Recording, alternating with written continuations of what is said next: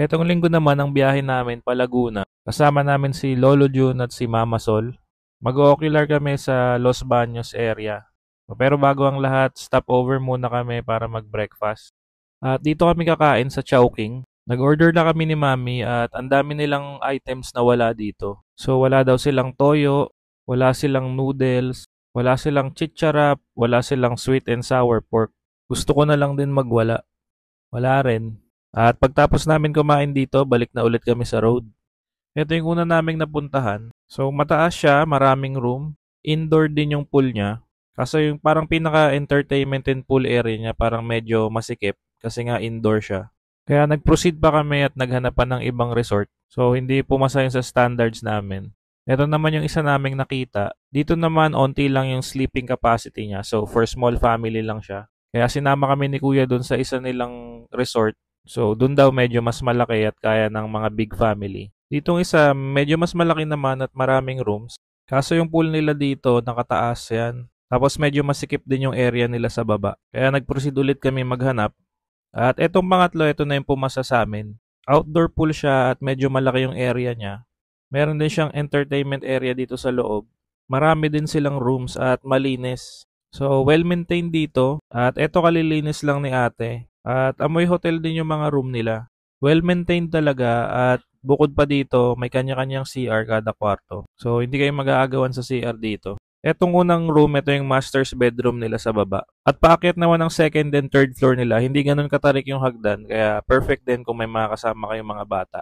Ito yung second floor nila, meron yata sila ditong 5 rooms. Yan, merong mga double decks kada room. Maganda talaga to pag may big events kayo at marami kayong kailangan magstay at matulog. At ito nasa bungad lang din siya, hindi kayo mahihirapan hanapin. At madali lang rin kayo makakaalis-alis kung meron kayong mga kailangan bilhin or mga nakalimutan.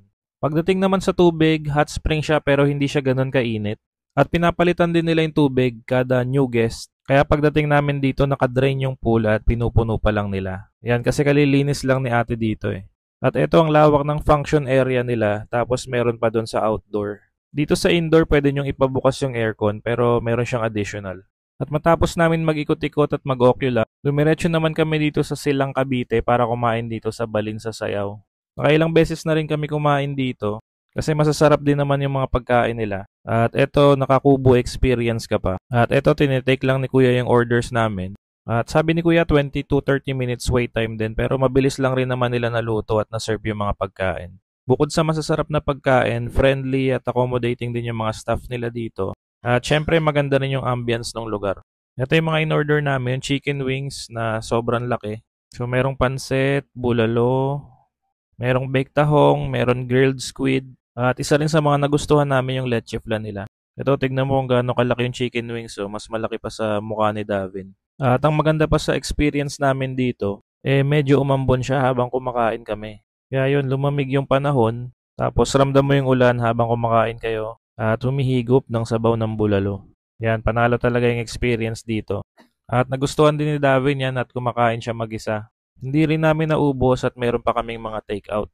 At ito na yung sinasabi kong creamy leche flan nila. Isa din to sa binabalik-balikan namin dito. At pagtapos pala kumain, halos tapat lang to ng Hacienda. Yung designer outlet na madalas nagsisale ng iba't ibang brands katulad ng Nike, Adidas, at kung ano-ano pa. Sobrang bagsak presyo din talaga yung ibang item nila. Yun nga lang, tsempuhan lang talaga kung may size ka. Kasi most ng display nila dito is mga yun lang yung size or yung iba is mga old stock na nila. Meron din silang program dito at tuwan-tuwa yung mga bata. First time nila makapanood ng live performance.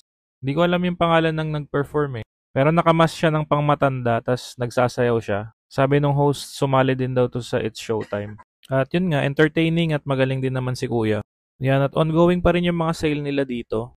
Hanggang December na yata to. Kaya kung gusto nyo mamili ng mga personals at pangregalo, pwede na kayong dumayo dito. Tapos syempre, pwede nyo rin itry doon sa Balin sa Sayaw pagtapos nyo mag-shopping para kumain ng mga comfort food. At medyo paggabi na to, kaya diretso na kami umuwi. Medyo lampas din 2 hours yung biyahe namin dito pabalik.